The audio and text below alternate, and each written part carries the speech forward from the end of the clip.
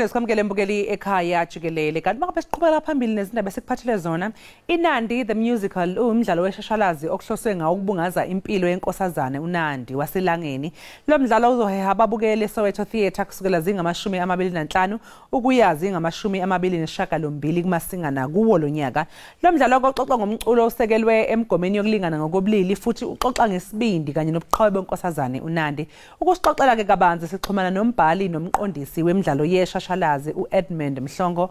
Edmund sikubingelele sikamukele Ekhaya Jikelele sibonga kakhulu ngesikhathi sakho nokuthi sixoxisane nawe la Ekhaya Jikelele. Siyabonga kakhulu ukuba ingxenye Ekhaya Jikelele. Mhlongo ake siqale nje mhlawumbe ngokuthi usixoxele kabanzi ngalomdlalo iNandi the musical. Ngiyazi ukuthi umayilana noNandi waselangeni kodwa nje awuthi kusenabela. Yebo, umdlalo weNandi the musical umayelana noNandi okuyinkosazana yaselangeni elangeni le komthunjaneni endaweni yaseMgabhi namhlanje bizothi Semenmodi. So xoxa kakhulu ngobuqhawekazi bakhe njengosazi sonke ukuthi waba umama oqala odumile ukuthi uyi-single parent. Nanokuthi umama wokuqala wazi ukumelana nezimo ezazinzima njengokuthi uma esethole umntwana uShaka khona lapha ekhaya elangeni wayegcina engasakutholi kahle ukwamukela kahle nakhona futhi lapha kwaZulu masekhanjiswa khona ingane le uShaka nakhona wangamukela kahle wangaphatheka kahle wathola inhlamba wathola ukuphoxeka okuningi kodwa ngaphandle kwakho konke lokhu wakwazi ukuthi abekezele wakwazi angakwazi ukugive up kwi-life wakwazi akhulise ingane yakhe ngendlela okuyiyona wayithole nabantu abazokwazi ukuyigqugquzela nabazokwazi ukuthi bayakhe ibe kwazi ukuthi ba umholi oqavile yikho yaze yakhule yakha lento obizwa ngokuthiwa iZulu Kingdom namhlanje. Njengomqondisi ke Edmund walomdlalo uma ngabe nje ukhetha abalingisi balomdlalo yini oyaye uyibheke? Kubalekile kakhulu ikhono libalekile ukuthi ufanele ukulibheke bese uyabheka ke nanokuthi umuntu unabo ubuciko kusho ukuthi unawo ama skills ekakhulukazi lezo kulingisa ngoba into ebalekile itheater iyona into elula ifuna umuntu onetalente kodwa akwazi ukuthi alicomplement ngobuciko kusho ngetraining nangeskill so sesibheke lokho kakhulu uma besenza inhlolo khona lama auditions njengamanje ke sinabo ke abadlali abanjengalabo esibafakile kuNandi njoba ulidwa uNtokozo wakaNcopho intokazi yaseMlazi.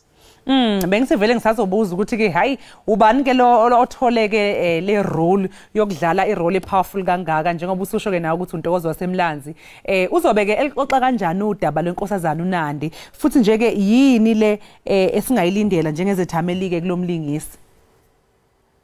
Kuningi okubalekile kakhulukazi uma umuntu wesifazane kakhulukazi abasakhulayo bazobona ukuthi kanti umuntu wesifazane ubaleka kangaka eAfrika nasemhlabeni jikelele uma sibheka nje ukuthi uNandi uregardwa njengequeen ekwi-top 10 eAfrika kanti u-top 100 kumhlaba wonke jikelele so kunomculo laphana kunomdanso laphana kunokulingisa laphana kune-narration eyenziwa uDr. Ugcina Mhlophe siyamazi sonke kwezwe ukuxoxa kwey'nganekwane ney'ndaba zabantwana so yena wenza i-narration so uNandi ke simthatha ezalwa esemncane sukela ekhaya kubo waselangeni istory kasixoxeke uNtokozo aqhubeke naso eqala ukukhula laphana eyiqhikiza elangeni ephethe amantombazane etshengisa ubuholi siqhubeke sisofika laphana ehlangano senza ngakhona uqhubeke kuze belapho esekhulelwa khona lapho eseqoshwa khona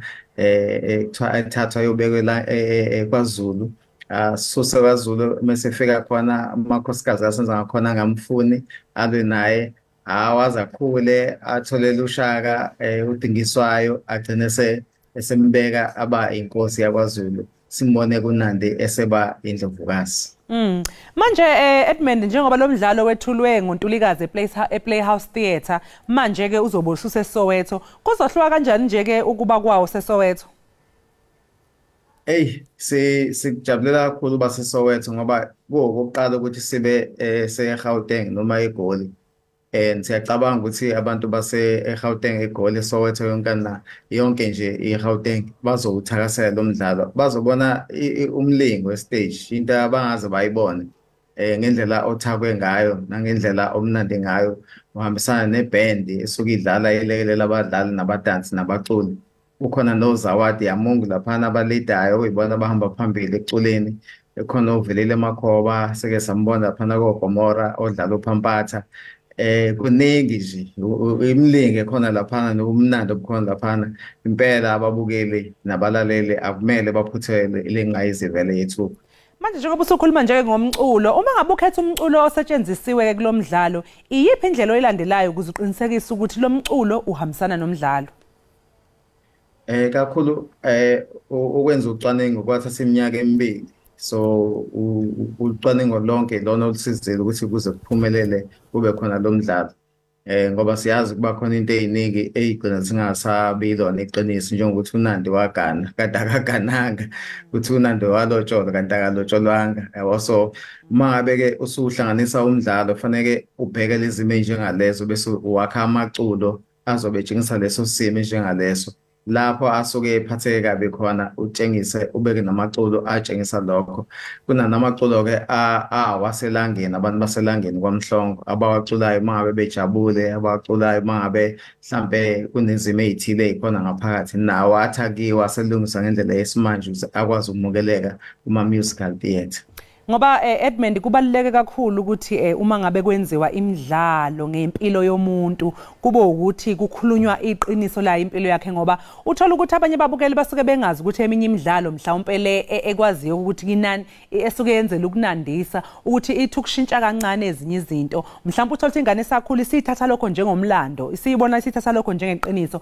Ngakho ke ngiyathokoza ukuzwa mangabe usho wena ukuthi cha kulomdlalo kuzobe kuyimpilo yakhe uNandi bolwayo njengoba ke injalo. Ngiyazi ke futhi ukuthi ushilo ukuthi laba ababheke ngabomvu ukuthi bezeke bazobuka lo mdlalo bangalindela umlingo, usho kanjalo uthe balindele umlingo estage bazobona amakhono ahlukahlukene kanye nomculo omnandi. Mhlawumbe nje Edmund sicela ukuthi mhlawumbe usenabeleke manje ke ngemininingwane emayelana lo mdlalo uzobe use theatre, mhlawumbe izinsuku nanokuthi kufika kanjani, khona amathikithi atholakala kanjani. Yebo, ngicabanga ukuthi usho iphuzu elibaluleke kakhulu. Yabo lento yokuqikelela ukuthi umlando uqoqa ngendlela okuyiyona ibaluleke kakhulu. Ukuze ugcine ungasaxoxi into edukisa abantu nezwe. Lokho sikuqikelela kakhulu nokuhlangana kakhulu nemindeni wakubo kaNandi ngo elapha nesibambeni laphana eMthonjaneni. Ngokwamathikithi umdlalo uyaqala ngoLwesine ngomhla ka-25 kule nyanga kaJanuwari. Uqala kahle-ke futhi siyakhumbula ukuthi laphana eSandlwana kule nyanga le kuzobe kubungazwa ukuthi uZulu wakwazi ukunqoba amaNgisi. So uqondana naleso sikhathi futhi bekuyinto enhle ngoba siyazi ukuthi uCetshwayo ngesikhathi enqoba amaNgisi laphana wasebenzisa ubuchule bakhe uShaka kuyingane yakhe uNandi. So uqala ngoLwesine, amathikithi ayatholakala kwi-ticket web yako Shoprite o Pick n Pay. Uba ngo-6 ntambama nangoLwesihlanu nangoMgqibelo. Ngesonto lapho sigcina khona ngawo ngo-3 ntambama, kanti amathikithi ayatholakala. So siyakhuthaza impela ukuthi bonke abantu baphekelele khona bawubona isimanga. Sibonga kakhulu ke mqondisi uEdmund ngesikhathi sakho namhlanje la Ekhaya Jikelele. Sengathi nje ke konke kungahamba kahle, hayi igcwale iphuphuma inkundla lapha ya eSoweto Theatre abantu bezobukela lo mdlalo. Siyabonga kakhulu. Lawo ke mbukeli bekumbhali nomqondisi womdlalo weshashalazi iNandi the Musical okulindeleke ukuthi ke ingene stage ngomhlazi ngama-25 kumasingana eSoweto Theatre. Esixoxela kabanzi ngembukeli ngokuthi ke nje izathameli zingalindelani ke kulomdlalo. Sibonga kakhulu ke kuye. Njengamanje ke mbukeli sekuyisikhathi sokuthi ke singene ehoreni lethu lokugcina ngci lapha Ekhaya Jikelele.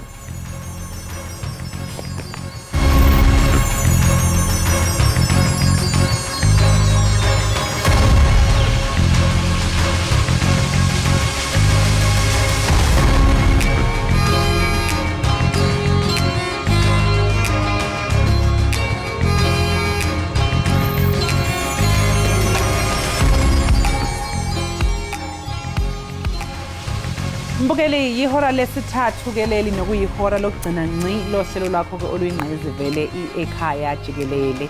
Hayi uyabona khona ke owathi ke uyabona mhla yena waba rich. Akafune umuntu nje ozothi hayi yazi ubongani usehlanyiswa imali. Uthi yena kumanje uhlanyiswa indlala and akekho okhulumayo. So nje mhlayise rich ngabe bikho umuntu ozothi hey ubongani uhlanyiswa imali.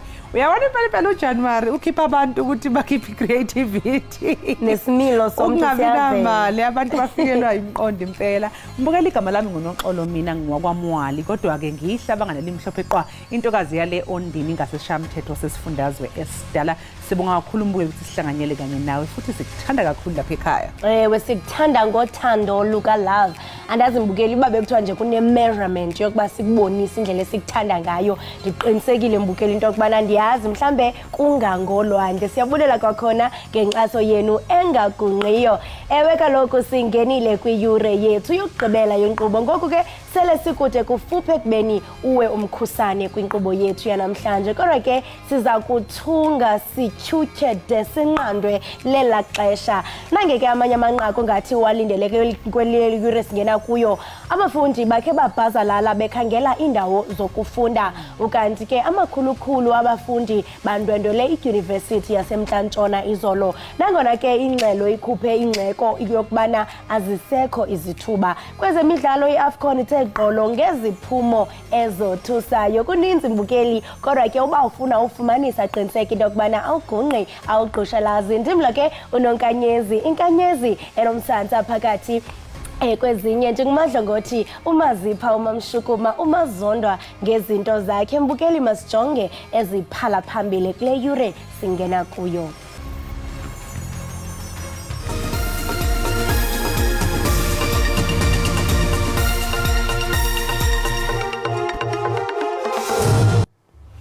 Baneyikhalo abazali babafundi baseMpumalanga babanjelwe imiphumela kaMatric ngenxa yezinsolo zokukopela.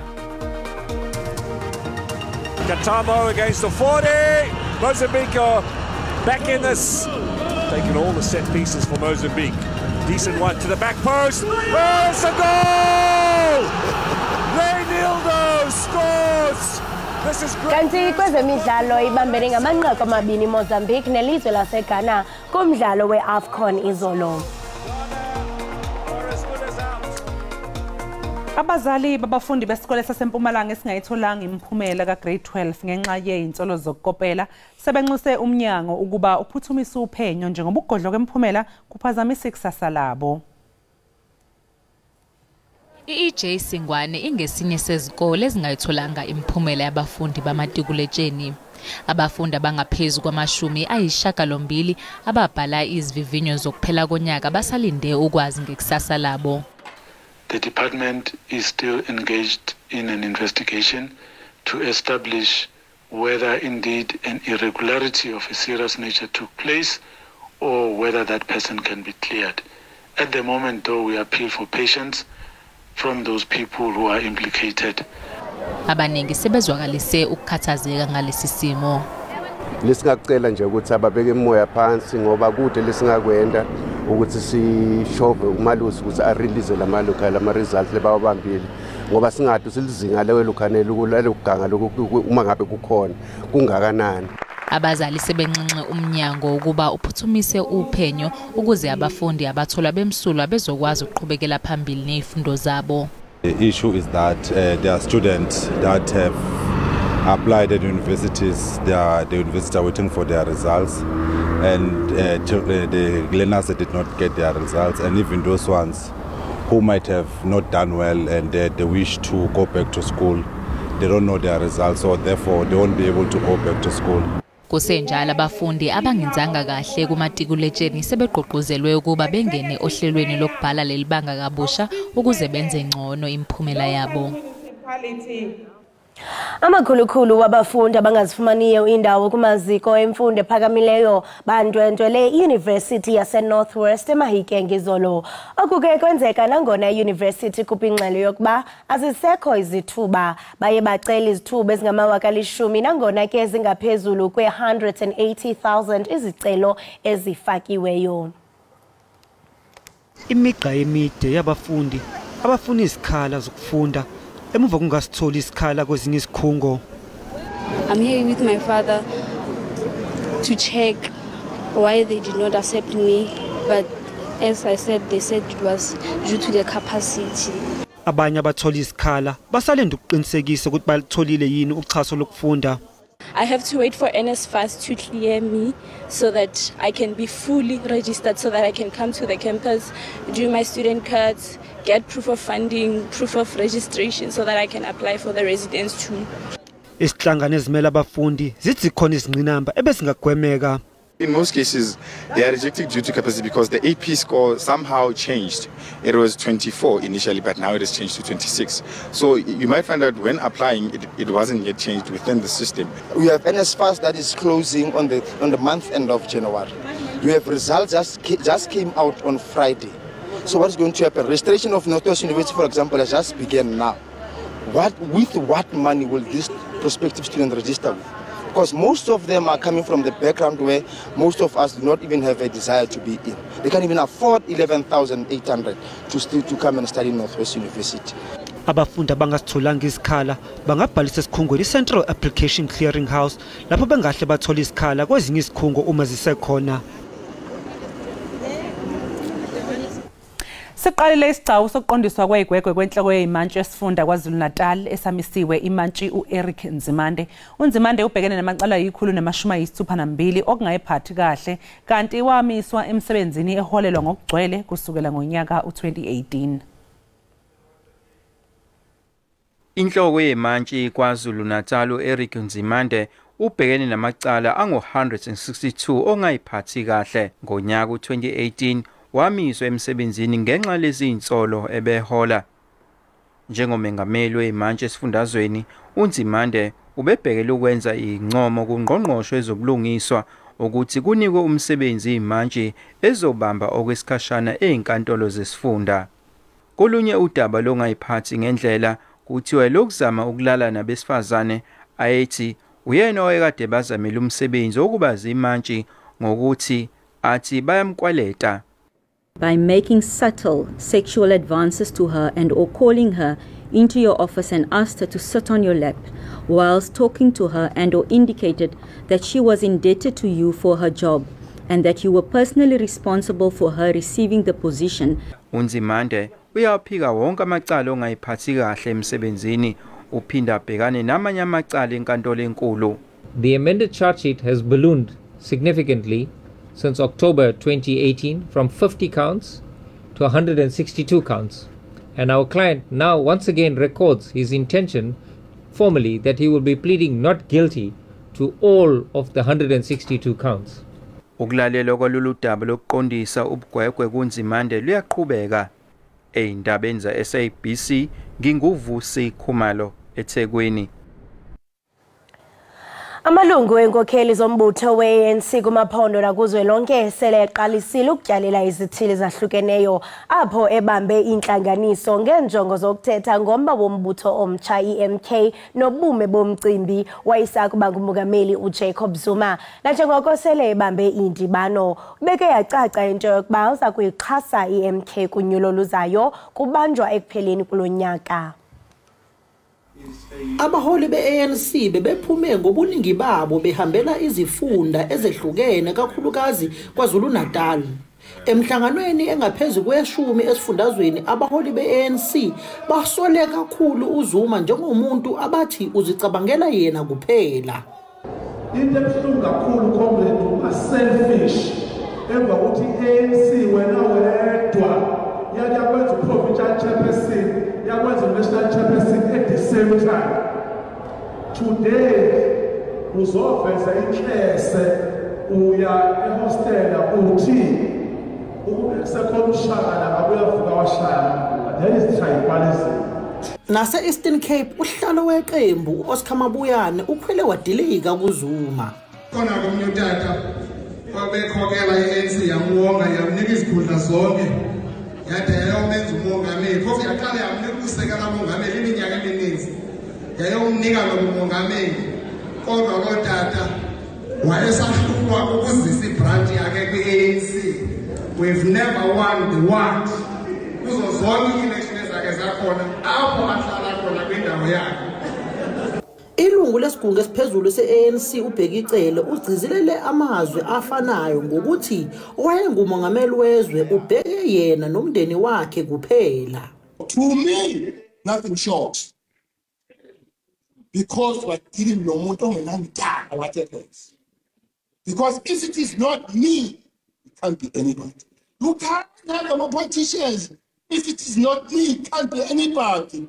Ikomidi elibhekele ukusebenza kwe-ANC kulindeleke ukuthi lihlanganise isinyathelo okufanele sithathwe inhlangano ebusayo ngokusungulwa kweqembu iMK.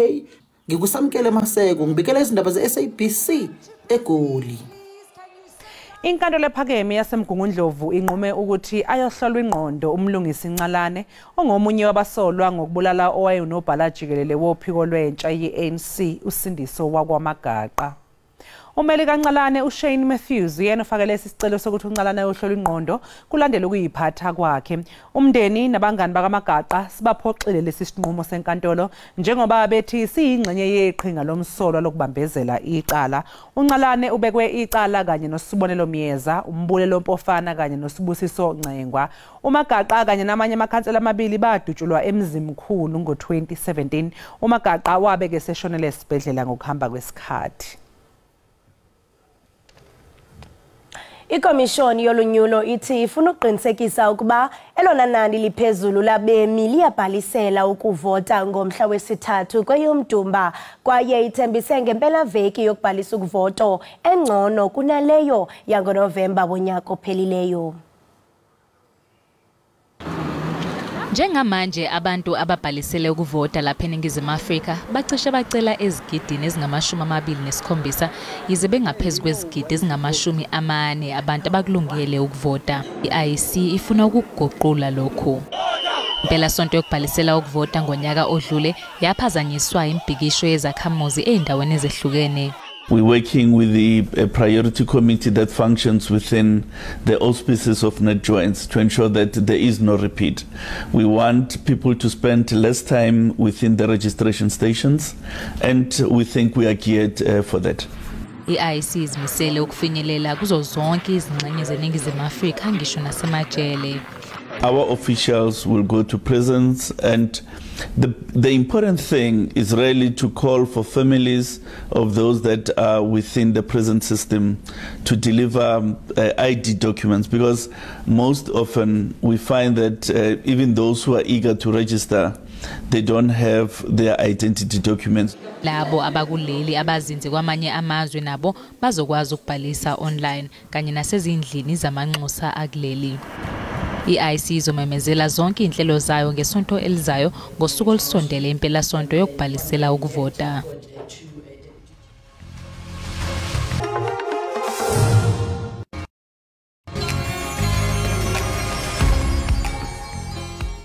Enkosi ngokuhlala nathi nisasibukele apha ekhaya jikelele.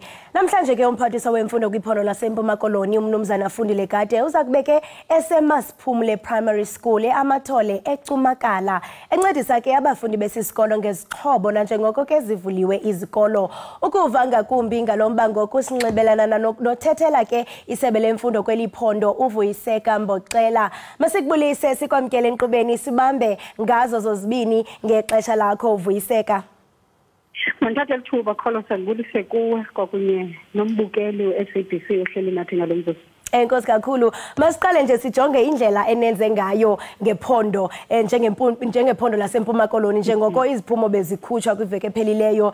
Ndiye ndabona pha kumakhasi onxibelelwano umnumzana Ufundile Gade ebhalile ebonisa i-results. Ndiyabona into yobana pha ngo-1994 yayingu-56.8% ukuya kwiminyaka yazawuthi ke ngoku apha ku-2024 yangu-81.42%. Into engazange yenzeke, into ethi ke niliphondo nenze imbali. Wekholosa ndingathi into yoba indeed iprovince yase-Eastern Cape yenze imbali. Kodwa ke uba singathethela phantsi i-Eastern Cape bikade kwalapha ekhantrini saziwa ngento yoba education hub abantu abakhulu abathe babe kanti bakhokhele izizwe esikolo yafumanisa into yoba imfundo yabo bayitrace e-Eastern Cape so bekunyanzelekile into yoba kube kanti xa kuthethwa nge-performance e-Eastern Cape iqala phaa ku-80 bheka phezulu ndike ndingatsho into yoba lo mqela siwuhambileyo khange ube ngumqela olula ezibubona nawe into yoba sisuka ku-45% as a province kodwa ngoku noko sifikile kweli zinga lika-80%. Nto leyo ke ndinokuxelela into yoba iza nepressure eninzi because it means xa sikwazile ukumreach 80% as a province asinasizathu sawuphinde sithi ngoku singakhe sibe kanti siyehla from the 80% esikuyo.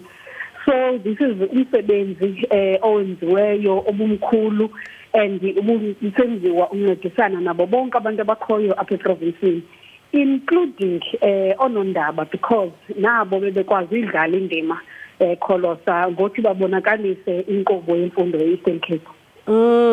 Ndiyayithanda kakhulu lento ithethayo into yokubana eli liphondo esingathi into yokubana livelise inqwela njengoko kaloku nenze imbali kule minyaka igqithileyo xa sijonga iziphumo ze-matric. Ndiyafuna ukuqonda into yobana mhlambe zithini izicwangciso kuwo lo nyaka ukuqinisekisa into yokubana nihlala nikweli nqwanqwe nilibekileyo nangaphezulu kakade.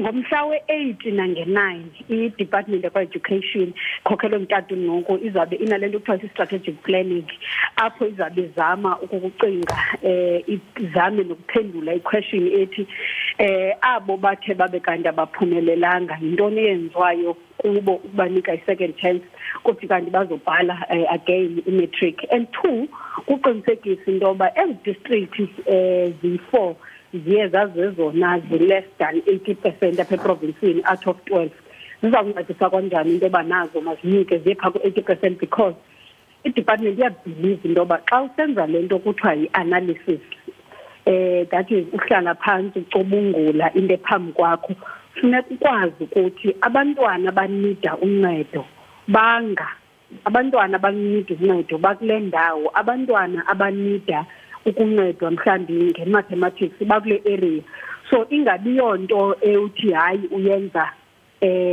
one size fits all bluntly ube specific. So nge-8 nange-9 i-department izabe ihleli icubungula okokuqala i-performance ka-2023 and ndingathi into yoba ubuyajonga since 2019 i-department ibizinike umgqaliselo wento yoba izawumane increase i-results zalapha e-Eastern Cape ngo-5% and loo nto leyo ikwazile usinika 81%. So it means lo 5% isimane sizibekela yena each year angayiya uyesibeka phaa ko-85% ukubheka phambili. Siyathemba into yokubana Vuyiseka loo ndibano ngenene nangenyaniso izawumilisa iziqhamo nakulo nyaka uzayo sibhiyoze kananjalo mhlambe ke sawufinyelela naphaa ko-100% asazi. Kodwa ke ndiyafuna into yokubana usityebisele ngakumbi ngotyelelo lwanamhlanje apho sibona u-MEC uFundile Gade ezabetyelele isikolo ekuthiwa yiMasiphumle Primary School. Ingaba mhlambe kutheni nithathe isigqibo sokuba niqale ngesi sikolo kwaye zeziphi izixhobo enizawuthi nizinikezele bafundi? Yabona msasazi uba ububukele kholosa ngela xesha u-DG uTatumwele ebepresenta i-results analysis apha country uyafumanisa into bunenamba yabantwana bechaza into yoba aba baye bayeka phakathi esikolweni. Enye yezizathu ke yekisa abantwana ezikolweni yinto yoba 1 unabantwana abangakwaziyo ukuba bathenge uniform, unabantwana abaphuma kumakhaya bengatyanga, unabantwana abahlala noomakhulu babo, nto leyo ke ngoku eye yenza into yoba bangabi nalo ixesha eli-enough nesikolo. So kwizikolo ke sizi-identify apha eprovinsini umzekelo esisikuso ngalo mzuzu sesinye sezikolo sinabantwana bakwi-primary school but siyayazi into yoba abantwana baneengxaki zabo kodwa eyona ngxaki mayikube kanti urhulumente uyakwazi uyisolva yileyo yoba bathengele i-uniform. So umphathisi lapha bathengele i-uniform xa sitha nge-uniform ndiyothetha uqala esihlangwini uyokuqhina kutayi wesikolo and abantwana bakwisisikolo i-primary school bayi-128 bayi-100 abantwana bazawuthi banike i-uniform ngumphathisi. Ndikuva kakuhle sisivuyiseke into yokubana ngabantwana abayi-128 kwesi sikolo abazawuthi banikezwe i-uniform. Le micelimngeni uthetha ngayo yimicelimngeni esingatsho into yokubana bakhona nabanye abafundi abajamelene nayo kwezinye iindawo nabangarhalela into yokubana nabo batyelelwe nguye u-MEC kube nezixhobo abazifumanayo. Ingaba ndiyafuna uqonda into yobana ingaba kuza kuphelela kwesi sikolo okanye sizawubona niqhubeka nidlulela nakwezinye izikolo? No, asizuphelela kwesi sikolo msasazi. Sikhona nesinye isikolo esizawube sisivizithela ngomso. And ndingakuxelela intoba yabona thina apha departmentini back to school simenza from January to December. Because siyayazi intoba awuzithi kuba kuphakathi nonyaka umbandela othenga i-uniform uyekiwe. Iyenziwa loo nto leyo because siyazi intoba unabantwana abasiyeka isikolo ngenxa yentoba bengena uniform. So zizawuba zininzi izikolo nakunyaka ophelileyo izikolo besizinikile ezi-40 ebezinikwe i-uniform ngumphathiso. Kuzo zonke ezo zikolo akunikwa inamba less than 100. Kuhle kakhulu into yokubana nizawuhambela niye nakwezinye izikolo. Ndiyafuna uqonda into yobana mhlambe zeziphi ezinye ingxaki ongathi into yokuba zingundoqo abafundi balapha eMpuma Koloni abajamelene nazo. Siyawuqonda umcimbi ingakumbi xa uzojonga kwindawo ezisemaphandleni umba we-child headed families apho ufumanisa into yobana ukhona umntana omncinane ohoye abantwana bakowabo nabo abancinci akukho mzali fumanisa into yokubana nendlala umntana uphume esikolweni elambile. Ndiyafuna ukuqonda ngaphambi kokuba nindwendwele niye ezikolweni niyakwazi into yobana ningene on the ground kwindawo ezisemaphandleni ninkqonkqoze nifumanisa into yokubana abantwana bezikolo baphila njani? Umzekelo msasazi yabona ngokapha eprovinsini kukho i-decision ethathiweyo lisebe loba makubekho izikolo ezi-identifywayo especially kwezi ndawo sizaziyo intoba zezona zinendlala kakhulu ezifana noma-Alfredinzo noma OR Tambo kwakunye noma Mthatha. Isizathu sento yoba zibe kanje zi-identifyile into yoba ibe zizikolo ezizawuthi zinikwe zibe nabantwana abafike batye i-breakfast kuqala because siyazi intoba abantwana bayakwazi ukuphuma emakhaya bengenayo into abayityileyo. And two, abantwana siyakwazi intoba siba-identify ngoba tracer through social development. And also abanye ke sikwazi ukuba-identify ngezikolo because uprincipal wesikolo uyakwazi i-analysis apha esikolweni abone intoba lona umntana ulapha esikolweni kodwa iyacaca intoba akakhangatye and iyacaca intoba usuka kwikhaya elithile elingafaniyo nalamanye amakhaya. So sithi ke xa sifumene into enjalo siyazi intoba okay masike senze le nto kuthiwa i-fact finding around the community isikolo esikuyo. Ubone ke ngoku intoba unabo abakwazi yizo esikolweni umntana enxiba ipijama uqala iqonda intoba funeke ke ngoku urhulumente engenelele. And kulapho ke ngoku i-department yakwa-education ingenelela khona because asizuba ngabantu abanesidima xa sizafuna into yoba abantwana mabafunde babe phofu belandile and sibabona everyday ezikolweni zethu. Omnye umba siye sawubona into yobana utshotshentla xa sijonga umba wasezikolweni ngumba we-overcrowding. Ufumanisa into yokubana kukho uxinano phakathi eziklasini abafundisintsapho nabo abakwazi ufunda nabafundi kananjalo. Ndiyakhumbula into yokubana uba ndikhumbula kakuhle kwezi veki ziphelileyo siye sabe kanti sinodliwanondlebe kwenye yendawo ezipha eGqeberha besitsho into yokubana isikolo asikakavulwa ngenxa nto yokubana kukho lo mba woxinaxinano.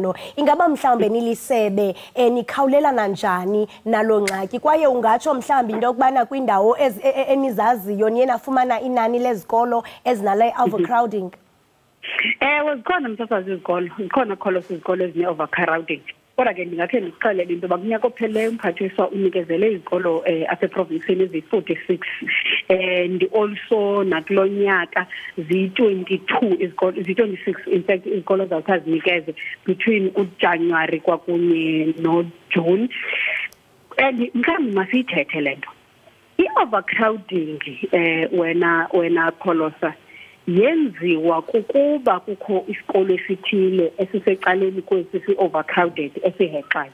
Umzekelo uba apho kwa-SABC libanisi amagumbi mathathu funeke sizibuze into yoba kutheni nto kuzawufuneka into yoba makubekho onamagumbi amathathu agcwale phofu u-SABC 2 unamagumbi ayi-17 anabantwana abathathu. Iyakubonakalisela into yoba once i-community ikwazi uthatha uxanduva ngesikolo, akho bantwana abazawumuva kwisikolo bekumele uba bakuso baye kwesinye ngenxa yento yoba besithi akukho lawulo lulungileyo kwesiyana. Bazawukwazi into yoba bahlale esikolweni basilungise so that kungabi nezikolo ezi-overcrowded, because izikolo ezine-overcrowding ayikho into ethi 10 years from now zizawuhlala zisenaba abantwana. Ithi loo nto leyo funeke sihlale kwi-communities zethu singabazali singabahlali siqiniseke into yoba siyayilungisa indlela eziyiyo. Uba kutishara obhoxa isikolo esenza into yoba nithathe abantwana nibase kwesinye, lungisani utishara lona ningaziba nabantwana abazawufuna isikolo transport, because urhulumente imali eninzi yokwenza izidingo ngendlela esirhalela ngayo akazuba nayo. Qaba nje sizivuyiseka ngaphambi kokuba sikhululwe, ndiyafuna into yokubana unikeze iinkcukacha ezithe vetshe okanye indlela abantu abangathi banxibelelane naye xa benezikhalazo okanye benento abafuna ukuyiqonda malunga nezemfundo kweli phondo. Sinayo i-Facebook page ye-department kuba ndisazi into yoba abantu basondele kakhulu kwi-social media, and ithi Eastern Cape Department of Education. Sinayo i-Facebook page kaMphathiswa ithi MEC Fundile Gade, and ndingatsho mani into yoba ikhona nenamba esinayo ye-WhatsApp apho umntu anothi aqhagamshelane khona nesebe. Loo namba ngu-078 660 1314. Zinumbers esinazo ezo, and also naxa usiya phaa kwi-website usithi www.ecdoe uzayifumana, and ezo nkcukacha zikhona because ziba available ngendlela ezahlukeneyo. Ukanti ke ikhona ke ne-website ethi sikuncede njani xa uye wathi wangena phaa ku-www.ecdoe.gov.za. Enkosi kakhulu, ndibuza nje sinesiqendu sethu apha Ekhaya Jikelele kuthiwa yikhala ekhaya, apho sinikeza ababukeli bethu ithuba lokuba bazityandigila ngemiba ebahlukumezayo. Phakathi kwemiba ke iba yimiba ufumanisa uba umntu uneenkonzo ezisilelayo aqonda into yobana azifumane kweli sebe, kodwa ke sizayidlulisela kubo le nombolo neenkcukacha ezithe. Masibambe ngazibini ke ngexesha lakho, siyathemba into yokubana inkqubo yanamhlanje kwesi sikolo apho nizawunikezela ngezihlangu izawuhamba kakuhle kakhulu. Kwasi kakhulu Kholosa nakumphulaphula behleli nathi eSABC.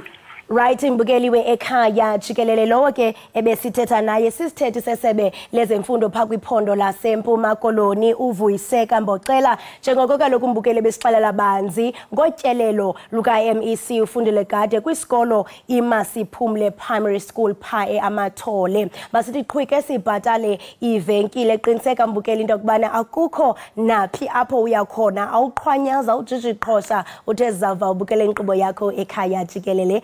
Siyabuya emva kwale ntengiso.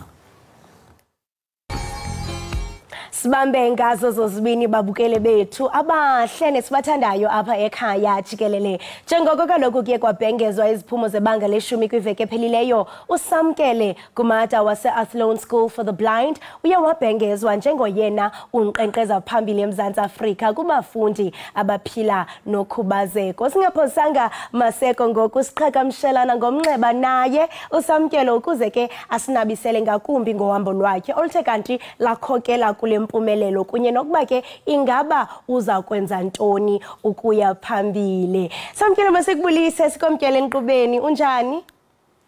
Mandibulise sisi. Ndiyaphila kodwa kunjani sisi wami? Hayi siyaphila kwaye sinelunda siziva sichulumancile namhlanje into yokubana sincokola nothe wabe kanti uyaphumelela. Congratulations. Uziva njani ngale mpumelelo? Ekhaya baye bakuxhelela inkukhu okanye ibhokhwe okanye igusha? Banthembise ngenkomo sisi. Imu yonke. Sisi. Andiziva ndonwabe kakhulu sisi wami. Khona ibinto endingayilindelanga nakancinci lena, kodwa ke imisebenzi kaThixo iyabonakala. Andiyabulela. Sisi wami.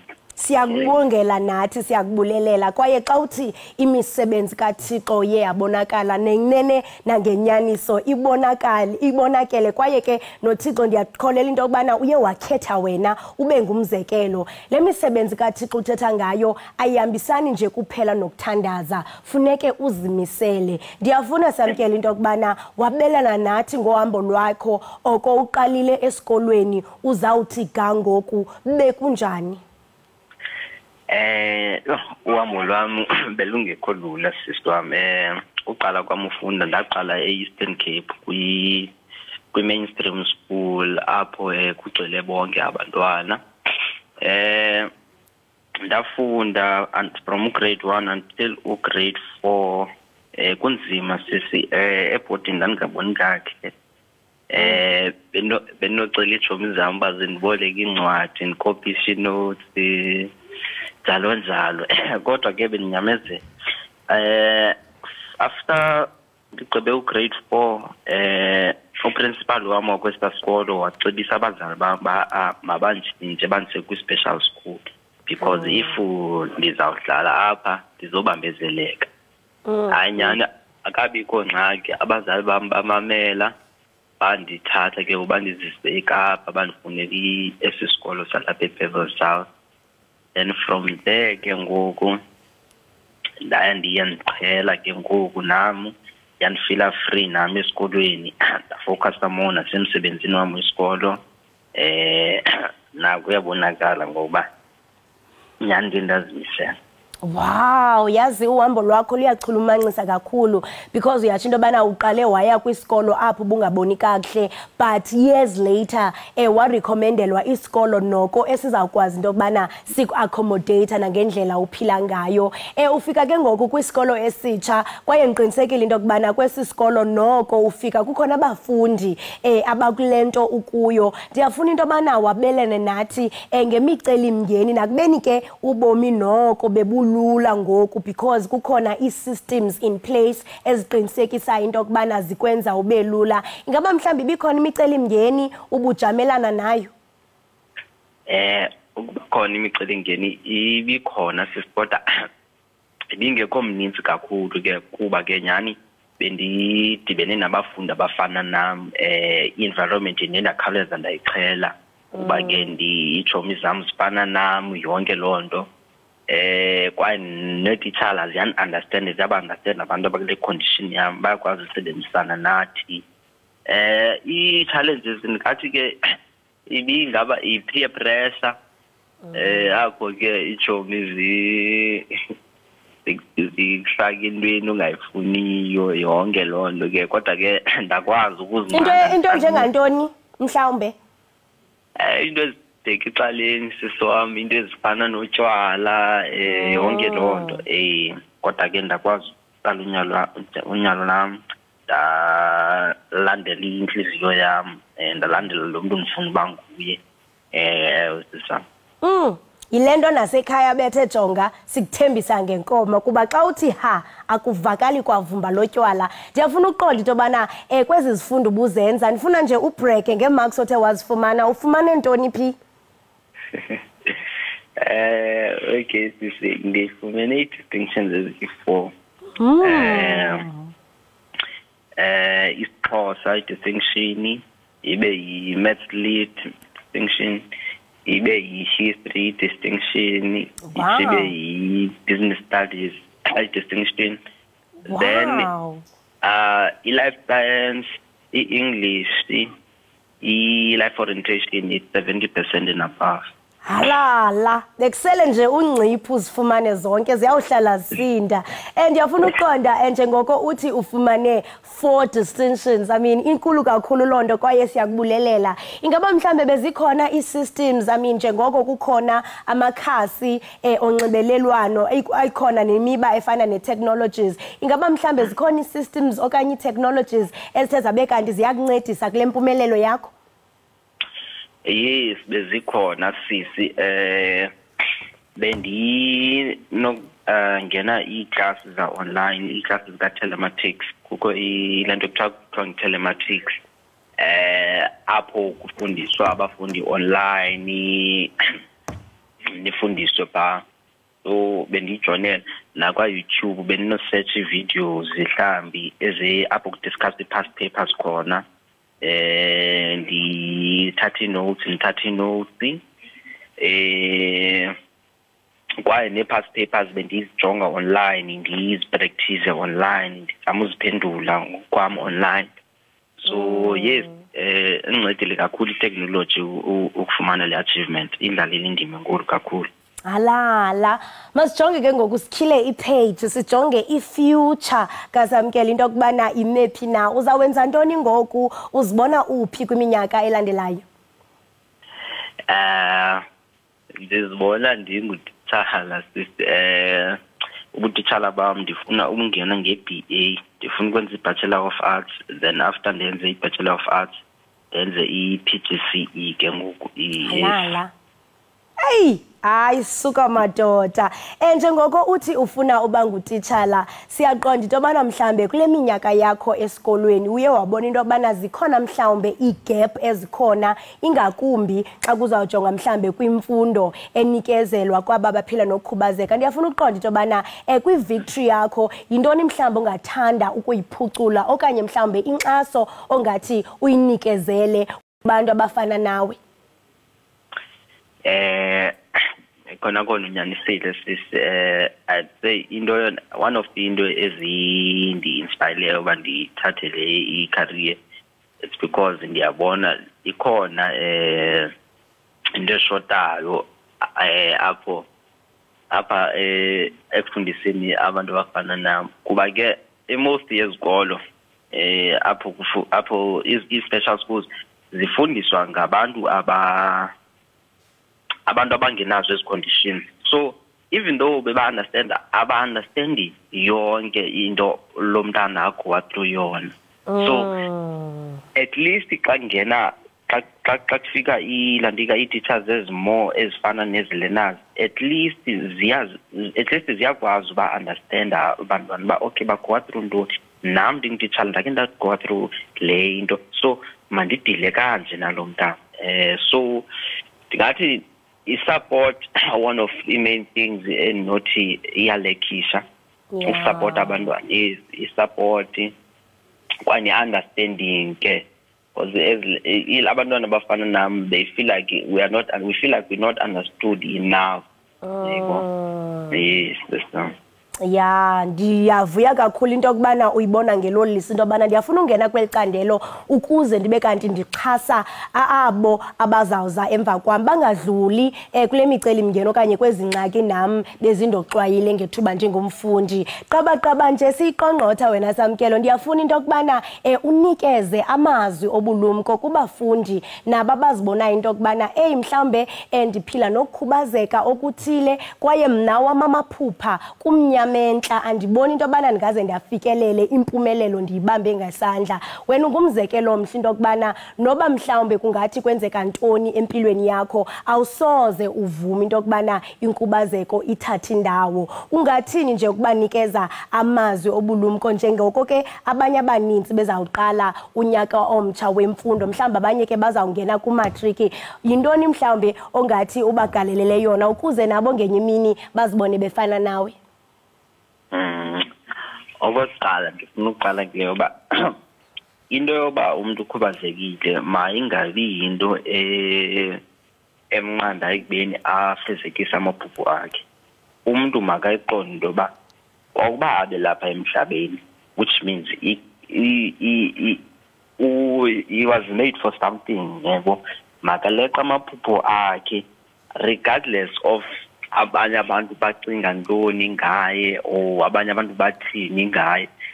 Makaqonde nje uba uThixo umzisele isizathu apha emhlabeni kwaye i-disability yakhe or imicelimingeni esemacaleni ayinakumvalela indlela. Umuntu makafocuse ezifundweni, I-understand futhi uba ekugqibeleni i-academics zizawuphaya off. Ndibona apha utitshala / motivational speaker ngenenana ngenyaniso bafumana ichama abo abakufuphi kuwe kuba bafumana namazwi enkuthazo. Enkosi kakhulu. Ezange undixelele into yokubana zeziphi ii-subjects ozithandayo? I-subject endizithandayo iyona favorite subject yami life science. Life science. Okay, and then utitshala omthandayo? Utitshala endimthandayo. Bazawenza jealous abanye. No, asoze bakumamele bonke ulo nalo uthi ndim noba mnyeke. Ndingathi ngutitshala wam wesiXhosa uMiss Mbalula. Khambulise ukumamele. Ndiyabulisa kuwe Miss Mbalula kwaye ndiyabulela kakhulu ngoba nami ngolo hambo hayi ke ijealous ithini kwabanye bathi emva kwezinto ezingaka Samkelo awundibuleli mna uzayimela wedwa ke. Samkelo uyafumaneka kumakhasi onxibelelwano? Yes, ndikhona kwa Facebook ndinguSam Gumada. Yes, kwamanye ngikhomde kwamanye sis. Hayi man khabe ngathi uba mde ubani uposter saw reactor thina ingathi incoko zakho zimnandi kwaye ziyakha. Enkosi kakhulu ngexesha lakho kwaye ke apha ekhaya jikelele sikunqwenelela konke okuhle ngezicwangciso zakho kwaye ke sikothulela umnqwazi ngempumelelo yakho into yokubana uthe against all odds mna isimo sam ndizawusiguqula ube nosuku lomnandi. Bulela mna sisi ndiyabulela ngoba nindimeme namhlanje ndiyabulela kakhulu nakubaphulaphuli. Thank you. Thank you Izindaba. Lo mbukeli ebesithetha naye nguye uSamkelo Gumada osuka pha eAthlone School for the Blind. Uthe wabhengezwa kaloku mbukeli njengoyena unqenqeza phambili kuMzantsi Afrika kwabo kaloku abaphila nokhubazeka. Kuhle kakhulu mbukeli sibhiyozelana kunye nempumelelo yakhe. Kusenjalo ke masithi qhwisi bhatala matyala ungagunqi bukeli ekhaya jikelele.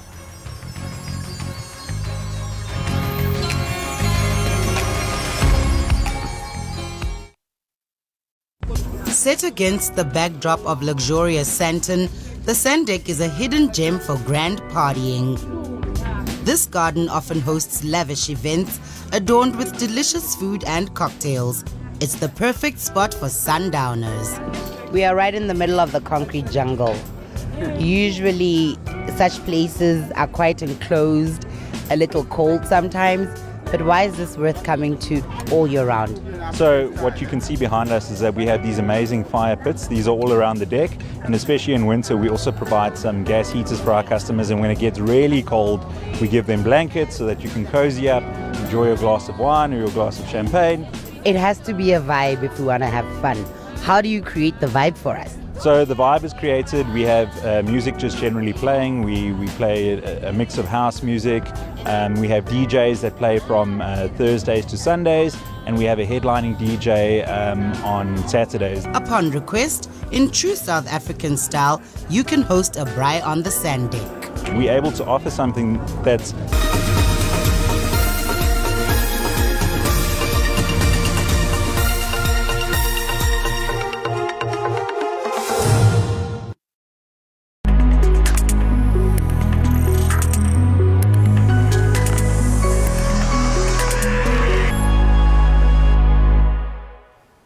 Siphinde sikwamukele mbukeli lapha ekhaya jikelele. Kanti ke mangabeke sesingena ke kwezobuchwepheshe.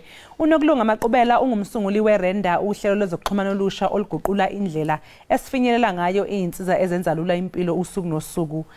Kanye nabalingani bakhe ke uCalvin Mnisi noSimphiwe Machiye unokulunga usungule inkundla exhumanisa labo abayisebenzisayo nabahlinzeki beyinsiza ngendlela elula nenempumelelo. Ingabe isebenza kanjani ke ngempela iRenda futhi isiza kanjani ukuthola kabanzi ke sixhumana kanye nokulunga kwiZoom ukuze sichazele kabanzi ngakho. Sikubingelele nokulunga sikamukele la ekhaya jikelele sibonga kakhulu ngesikhathi sakho. Ngibingelela nami ngiyabonga kakhulu for i-invitation. Lapha ekhaya jikelele. Yes, nokulunga sicela nje ukuthi sichazele kabanzi ngeRenda app nokuthi yavela kanjani. Okay, iRenda app yaqala ngokuthi besibheke isimo seunemployment esibhekene naso lana eMzansi eSouth Africa. sabheka kanye bekhona le great resignation eke yayenzeka a past couple of years dating to until last year. And then sacabanga ukuthi as much as people are unemployed, people are leaving their jobs, but they do need a solution. They do need to put something, food on the table. Bese sacabanga ukuthi there are people abanekhono who are skilled. So how do we then go about helping them find their customers? And that's when sahlangana kuyimi uSphiwe kanye noCalvin develop this app ebizwa Renda to help and aid them in reaching their customers and also to provide Laoma customers with a quality service as well as convenience. Nakulunga ngiyibuze nje ukuthi mhlawumbe ukwenza i-app kuye kufuneka ukuthi ena ube namapha ama skills nanokuthi udinga mapha ama resources for ukuthi ukwazi ukuthi uqale i-app.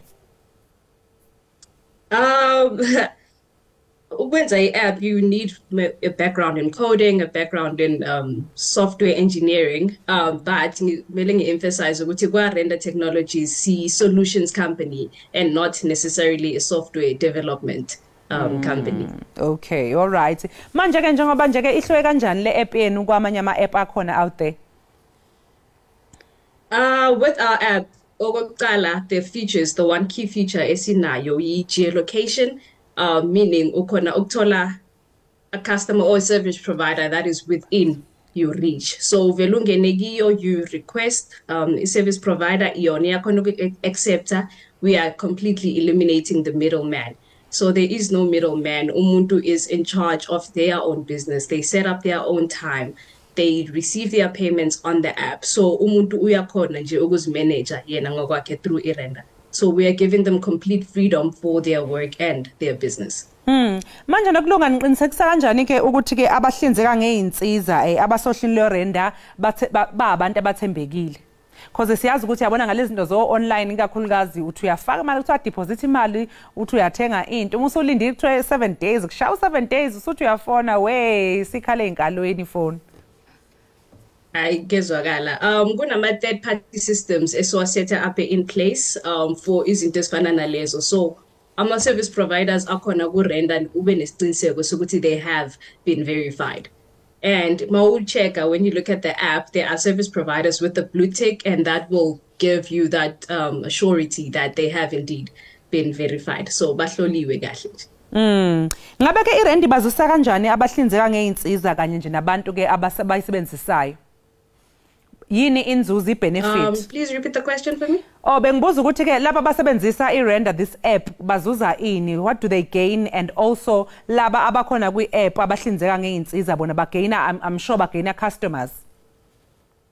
Yes, absolutely. So ama service providers, they gain customers, bagaina the ability to manage their own time, the ability to work on their own, at their own pace. And of course, I mean, it's like running your own business, but on your own terms. And then our customers in Tabagina use, of course, quality service, but convenience. Meaning you don't have to. No, ngaqedela. We are eliminating the whole thing. Muntu manje makafuna e-service provider, you have to either go on Google and then izothatha maybe a few weeks to find someone who has been verified. So what we're doing, it's instant.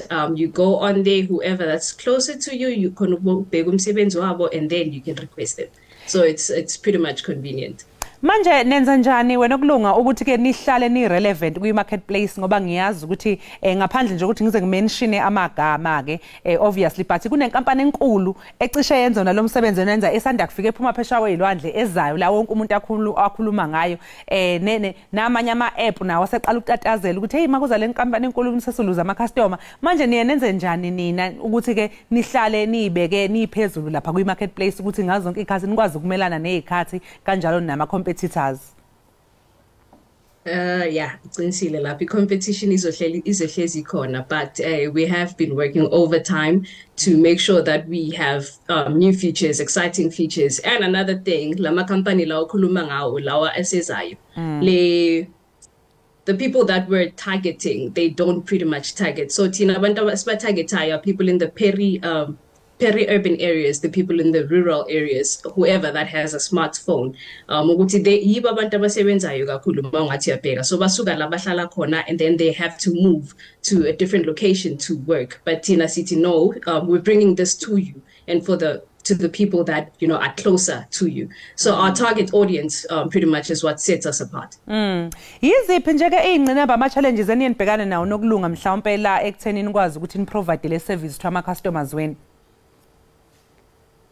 I think I'll say first and foremost, South Africa akusiya abantu they are not pretty much forthcoming, especially ngezinto ze-technology. So you have to teach people and convince them to join the app. However, with those challenges, we have seen a pretty much significant onboarding process in terms of the service providers. They're excited. However, there still needs to be a lot of education with how to navigate the app.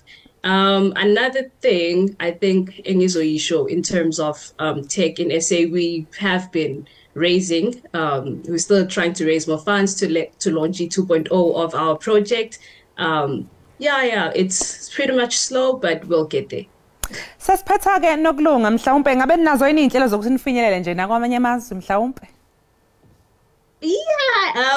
Sibhekile logo. There has been interest from people in Nairobi. There's been interest in Nigeria. So once that will fully launch in South Africa, we'll definitely, we definitely are aspiring to be global. Cha siyabonga kakhulu ke nokulunga maqhubela ngesikhathi sakho. Sinifisele konke okuhle ke ngerenda app yenu sengathi nje hayi ingaya phezulu ikhule ngaso sonke isikhathi. Sibonga kakhulu. Siyabulela. Lawa ke mbukeli bekunokulunga maqhubela ngumsunguli we-app iRenda esixoxela kabanzi ke ngale app yakhe. Njengamanje ke mbukeli sesifike ekupheleni kohlelo lethu Ekhaya Jikelele kodwa musukhathazeka kusasa ekseni 6 o'clock uma uthi qhafa SABC Plus uzosithola. Ewe mbukeli sabe sikhona singqangile sikuphakela ziqhuma ezangomso kodwa ke kolusuku lwenkanyiso uzuphinda uzame kwakhona noba mhlawumbe uyabona into bana kweziveke ezigqithileyo bengalungi uzuphinde nje uzivuthulule uzame ithamsanqa lime nawe budede bumnyama kuvela ukhanya kube chosi kamnandi.